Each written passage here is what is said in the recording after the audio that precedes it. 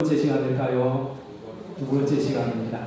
그래서 지난 시간에 이어서 말씀을 드리려고 합니다.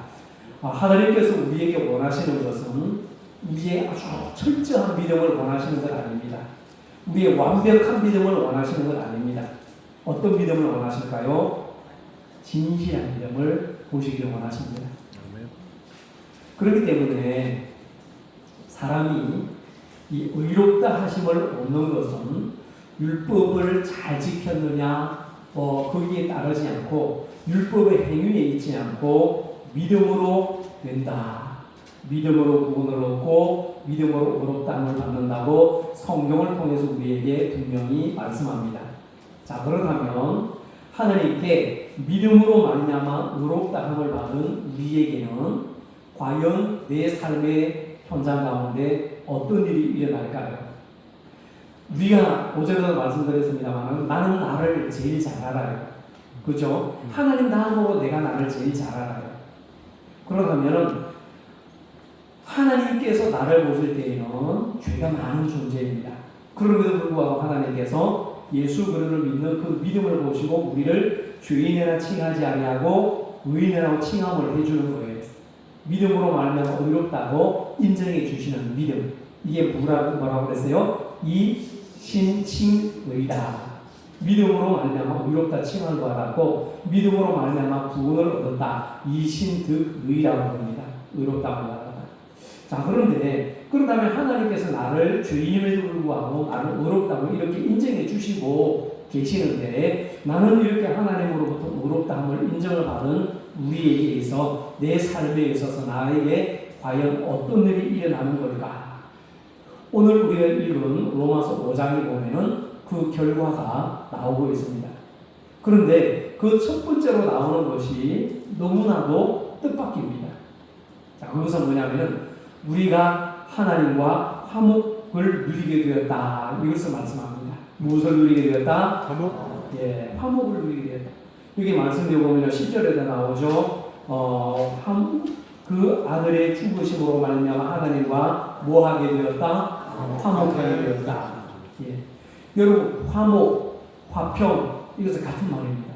샬롬, 히브리어로 샬롬이라고 하죠. 이 화목, 화평이라는 말을 여러분 한번 단어를 한번 생각해 보세요. 자, 예를 들면 화목이나 화평이라고 하는 것은 어떤 것일까? 가만히 생각하면 이런 것이 아닐까 생각해 봅니다. 예를 들면 화평, 화목, 샬롬, 이것은 그동안 나에게 있어서 오랫동안 그야말로 수십 년 오랫동안 묵혀져 있었던 오해가 풀리고 가슴으로 서로 부둥켜 안고 안았을 때의 그 친밀함, 그 따뜻함, 그리고 무거운 짐이 한순간에 다 내려졌을 때에 느껴지는 그 홀가분함, 긴 밤 잠 한숨 못 자고 밤새도록 뒤척이다가 새벽에 겨우 화해하고 나서 찾아오는 그 안도감, 이것이 아마 화목이고 화평이고 평화가 아닐까 그런 생각이 듭니다. 그런데 사실 이 화목, 이 화평, 이 평화는 우리의 감정이 아닙니다. 우리의 감정이 아니에요. 어떤 날은 제가 지난주에 말씀드렸죠. 아이들이 수련회 가서 하나님을 찬양하고 기도하고 집중적으로 말씀을 들을 때는 하나님은 나를 사랑하는 것 같고 그래서 하나님과 막 가까움을 느끼고 그런데 집으로 돌아왔을 때는요, 말씀 생활, 기도 생활, 찬송 생활이 멀어지고 덩하시되니까 어떤 날은 하나님이 멀게 느껴질 때도 있습니다.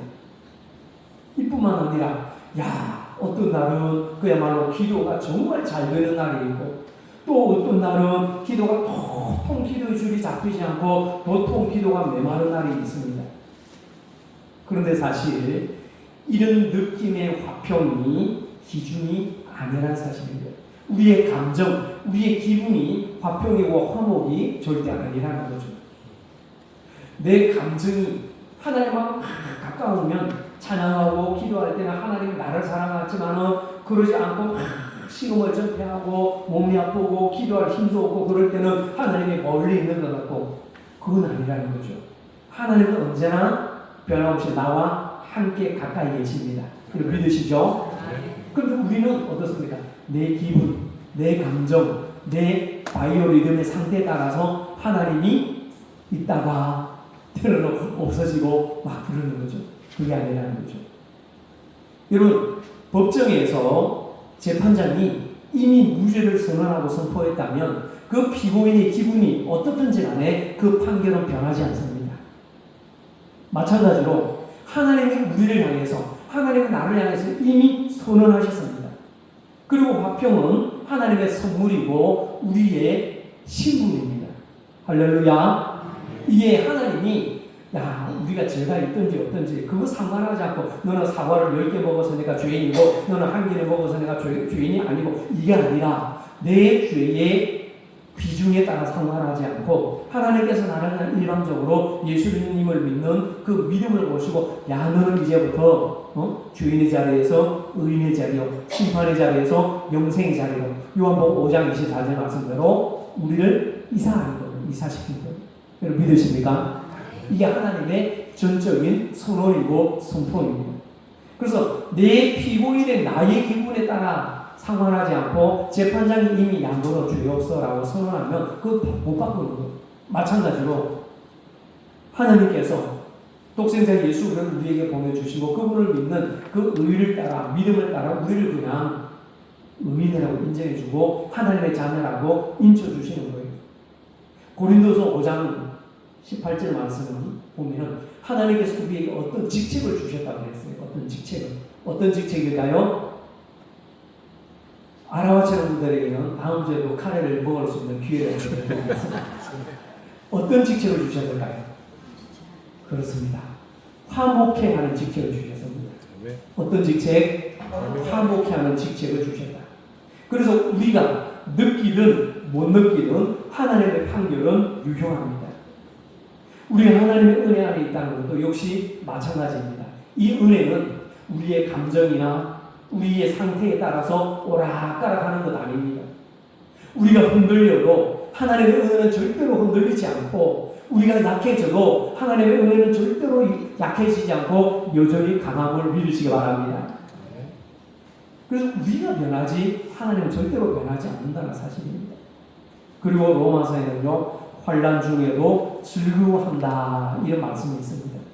이 말씀은 환난 중에도 즐거워한다는 이 말씀은 환난 자체를 즐기라는 것이 아니라 환난이 가져다주는 그 열매를 바라보라 이런 뜻입니다. 환난이 인내를 낳고 인내가 연단을 낳고 연단이 소망을 낳는다는 겁니다. 여러분 우리가 살면서 가장 힘들었던 시간들도 있었습니다. 지금은 여러분들의 얼굴이 천사 같고 평하고 좋은 얼굴로 이렇게 앉아 계시지만은 내 삶을 그대로 보면은 참 힘들고 어려운 시간들이 누구에게나 여전히 있었습니다. 그런데 지나고 돌아보면은 그때가 제일 아프고 제일 힘들고 제일 아플 때였지만은 그때가 가장 많이 성장했다는 것을 경험해 보신 분들이 계실 겁니다. 이제 국제적으로 금값이 조금씩 내리고 있잖아요. 그죠? 금이 요새 잘 모르십니까? 이제 점점 금값이 내린대요. 내리고 있고. 그러나 전문가들 말하기를 내리고 가는 있더라도 이 금값 한없이 폭락하는 것이 아니라 국제적인 이 수준값이기 때문에 완전히 떨어지지 않고 또 올라갈 수도 있대요. 그럼 희망을 가지세요. 자, 아무튼 여러분, 그 불에 금이 녹아지고 다듬어지고 단련되어서 순금같이 나오듯이 우리의 믿음도 시련과 고난과 아픔과 환난 속에서 더 단단해지는 겁니다. 그래서 고난을 통해서 우리의 믿음의 불순물이 정제가 되는 겁니다. 걸러지는 겁니다. 그러면서 그 고난 앞에서 순수한 열정으로 순수한 믿음으로 하나님을 바라보게 되는 거죠. 그래서 순금 같은 믿음으로 증금 같은 믿음으로 고난을 통해서 단련받은 후에 나온다는 사실입니다. 그래서 우리에게 무엇이 생기느냐? 하늘을 바라보는 소망이 생기는 겁니다. 그래서 그 소망이 헛된 소망이 아닌 이유가 있습니다. 그 이유는 뭐냐면 성령님께서 하나님의 사랑을 우리 마음 가운데 풍성하게 부어주시기 때문입니다. 우리가 아직 주인 되었을 때에 그리스도께서 우리를 위하여 죽으셨습니다. 여러분, 우리가 착해서 잘나서 잘해서 하나님 우리를 사랑하신 것 절대로 아니잖아요. 우리가 여전히 하나님을 등지고 하나님 앞에 아픔을 그리고 있을 때에도 그것 상관없이 이미 하나님께서 내 죄를 위해서 십자가에서 나를 위해서 죽으셨습니다. 믿으시죠? 네. 여러분, 탕자가 누가복음 15장에 보면은 생각해보세요. 탕자가 집이 아직 멀리 있을 때에 그 개역 성경에는 상거가 먼데 그랬습니다. 상거가 먼데 거리가 아직 멀었을 때에 누가 누구를 맞이하러 갔어요? 아버지가 아들을 맞이하러 달려나갔습니다. 아들이 돌아오기도 전에 아버지가 먼저 마중 나가러 갔죠. 그리고 그 냄새나는 그 아들의 목을 끌어안고 입을 맞춥니다. 왜 입을 맞추느냐? 전 말씀드린 대로 그 아들이 객지에서 집에 돌아올 때 내가 하늘과 아버지에게 죄를 지었으니 아버지 집에 품꾼으로 나를 써주소서라고 말해야 되겠다. 그러면서 아버지에게 잘못했다고 말해야 되겠다. 그렇게 다짐을 하고 용기를 내서 집으로 돌아옵니다. 그렇게 말하려고 찾아온 거죠. 그런데 아버지는 이미 그 집을 찾아온 아들의 마음을 알고서는 말하지 않아도 된다라는 그 의미로 입을 맞춥니다. 말하지 않아도 된다. 그러면서 아버지가 먼저 끌어안습니다. 먼 거리를 돈이 있어서 차 타고 왔겠어요. 배를 타고 왔겠어요. 그 땀 흘리면서 냄새나는 그 아들의 목을 끌어안고 입을 맞추면서 아들을 맞이하죠. 이것이 은혜입니다. 이것이 복음입니다. 바울이 로마서 5장 12절 후반절에서 아담과 예수 그리스도를 비교합니다. 아담 한 사람의 범죄로 인해서 모든 사람이 죄 아래 놓이게 되었지만 한 사람 예수 그리스도의 순종으로 말미암아 모든 믿는 자가 의롭다 함을 받게 되었습니다. 할렐루야. 이게 하나님의 은혜잖아요. 아담 안에서는 우리는 죄인이지만 예수 그리스도 안에서 우리는 의인이 됩니다. 그래서 성경 말씀하기를 죄가 더한 곳에 은혜가 더욱 넘치느니라 말씀합니다. 여러분, 우리가 아무리 많이 실패하고 아무리 많이 넘어진다 할지라도 하나님의 용서는 더 높고 더 크고 더 깊고 더 많음을 믿으시기 바랍니다. 이게 하나님의 불변하신 사랑입니다. 자, 그런데 여기서 나오는 질문이 하나 있습니다. 우리가 이렇게 죄가 많음에도 불구하고 하나님께 날 용서하시고 죄를 사해 주시고 나를 품어 주셨는데 질문이 뭐냐면은 이렇게 하나님의 은혜가 크고 놀랍고 대단하고 깊고 부유하고 넓다면 우리가 살아가면서 마음껏 죄를 지어도 되는 것 아닌가? 이런 생각을 해볼 수 있습니다. 죄 짓고 하나님 품어주시고 죄 짓고 회개하면 하나님 용서해 주시기 때문에 우리가 어차피 용서받을 거라면 아무렇게나 살아도 되는 것 아닌가? 이런 생각을 할 수도 없지 않아 있습니다.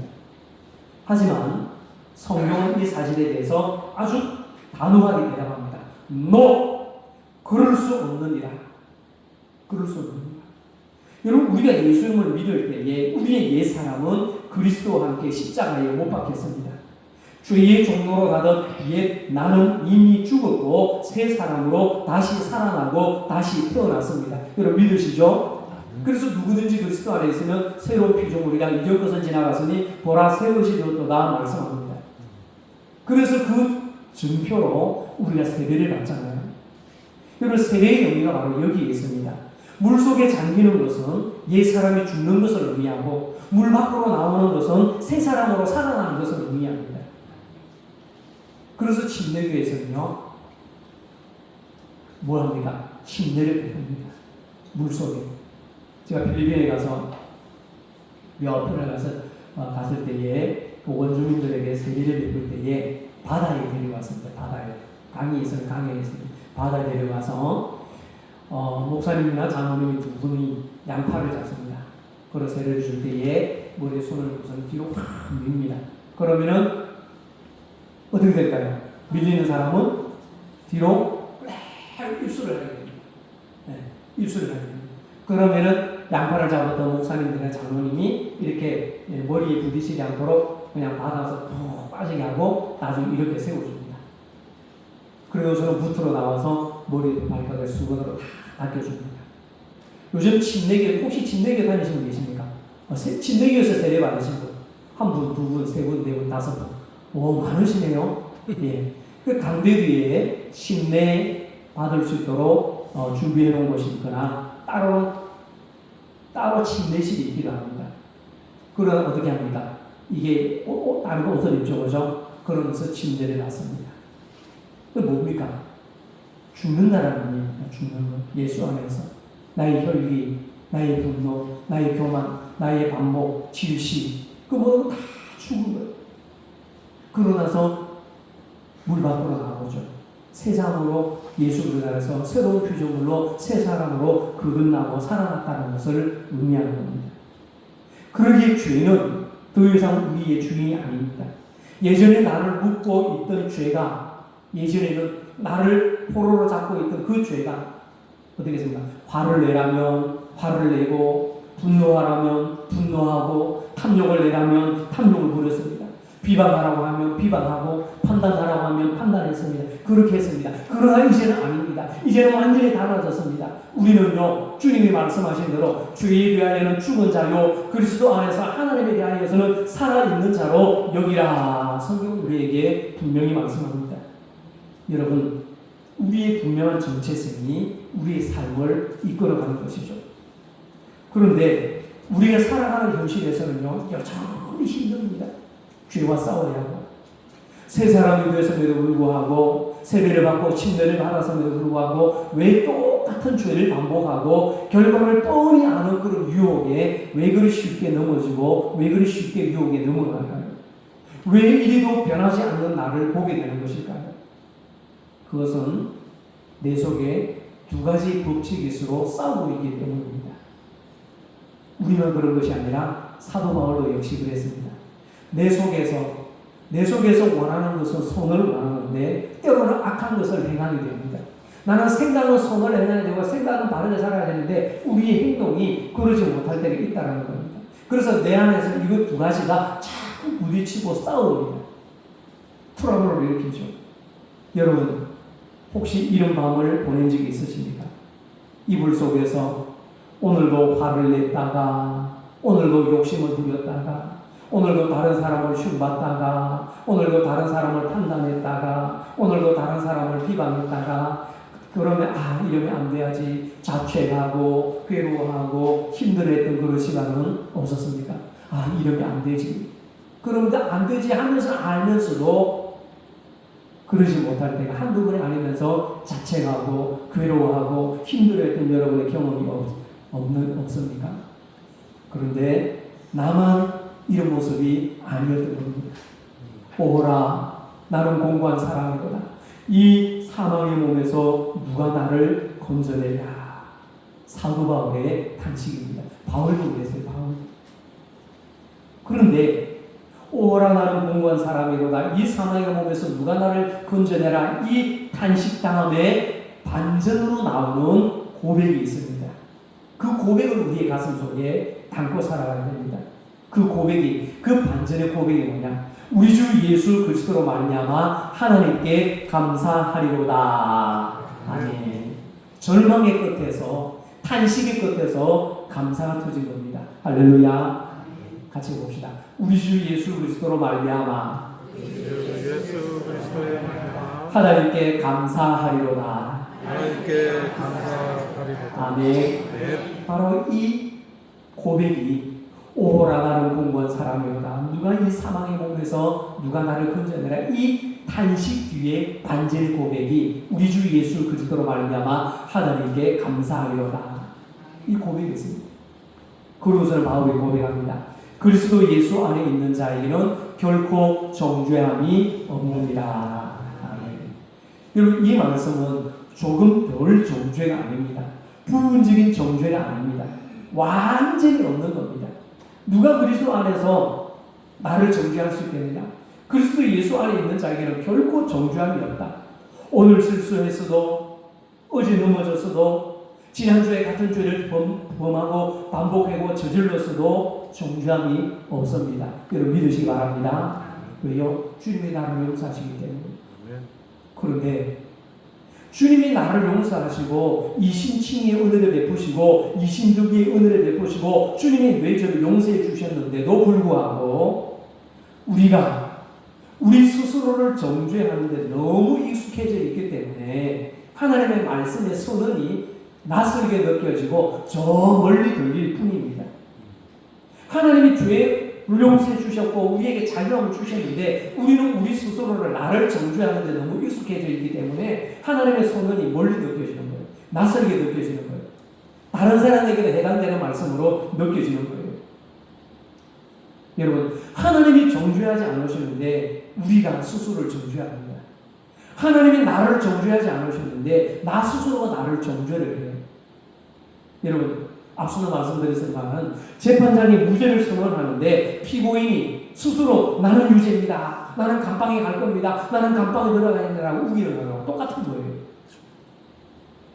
여러분, 재판장이 죄가 있으면 그러거나 너 죄 없다라고 선언을 해주시면 앞으로 죄를 안 지었고 살면 되는 거예요. 그렇죠? 그런데 우리는 또 약하기 때문에 죄를 짓잖아요. 그러면서 나는 이 공부한 사람이다. 누가 이 사망을 보면서 나를 건져내라. 그렇지만 조금 더 생각해보니까 하나님께 감사할 것밖에 없구나. 그러면서 다시 마음을 새롭게 다잡고 하나님의 은혜 가운데 누리며 살아가잖아요. 그런데 우리는 하나님의 선언보다는 우리의 자책이 훨씬 더 크고 대단하고 더 크다는 사실입니다. 왜 그럴까요? 그것은 말씀 그대로 생명의 성령의 법이 죄와 사망의 법이 우리를 해방시켰다는 것을 믿을 때만이 더 큰 하나님의 자유가 느껴지는데 그러지 않을 때는 내가 더 나를 옥죄한다는 사실입니다. 그런데 여러분 기억하십시오. 하나님의 선언이 우리의 자책보다 훨씬 크고 대단하고 깊고 위대하다는 사실을 믿으시기 바랍니다. 아멘. 그래서 우리는 성령님이 우리 안에 거하시는 겁니다. 연약함이 우리 안에 부족한 우리 안에 자주 넘어지는 우리 안에 걸어가신 성령께서 우리 가운데 내주하심으로 우리를 일으켜 주시는 거예요. 세워주시는 거예요. 힘들고 넘어지고 그래도 쓰러져도 일어날 수 있도록 오뚜기 같은 신앙으로 7.8의 신앙으로 앞을 향해 달려갈 수 있도록 우리에게 바른 길 가도록 인도하시고 힘주시는 분이 성령님이시죠. 그래서 캄캄하고 어두운 방 안에 환하게 등불이 켜진 것처럼 성령께서 이 우리의 어두운 마음을 환하게 밝혀주시고 인도해 주심을 믿으시기 바랍니다. 그래서 나는 이 죄 많은 세상에서 비록 죄를 짓고 살아갈지라도 나는 나 혼자가 아니라는 것, 나를 도와주시는 분이 계시다는 것, 이것이 우리 그리스도인의 특권입니다. 성령님의 내주하심과 성령님의 교통하심. 그래서 성령님은 우리를 종이 아니라 하나님의 자녀로 우리를 대해 주시는 거죠. 종은 주인을 두려워합니다. 두려워합니다. 잘못하면 벌을 받을까봐 늘 종은 주인의 눈치를 살핍니다. 그런데 자녀는 다릅니다. 넘어져도 버림받지 않는다는 걸 알기 때문에 담대하게 아버지께 달려갑니다. 그래서 탕자가 집을 찾아온 거예요. 아버지 집으로. 실수를 해도 내쫓지 않으시며 넘어져도 외면하지 않으시고 잘못해도 포기하지 않으십니다. 오히려 넘어진 나를 이렇게 세워주시고 일어서 나를 걸어갈 수 있도록 달려갈 수 있도록 나의 등 뒤에서 내게 힘주시는 분. 그래서 다시 하나 주시고 기회를 주시고 보듬어 주시고 힘주시고 능력 주시는 분이 성령님이 나와 함께 계심을 믿으시기 바랍니다. 그리고 여러분 가끔 우리가 기도할 때 어제도 말씀드렸습니다. 우리가 기도할 때 기도를 잘 될 때는 잘 몰라요. 그런데 보통 기도를 하고 싶은데 기도가 안 잡힐 때가 있어요. 무슨 말을 해야 할지 모를 때가 있습니다. 기도를 해야 되는 줄 아는데 답답할 때가 있습니다. 그럴 때는 여러분 억지로 기도하려고 하지 마시고 그냥 찬송하세요. 찬송하시면 돼요.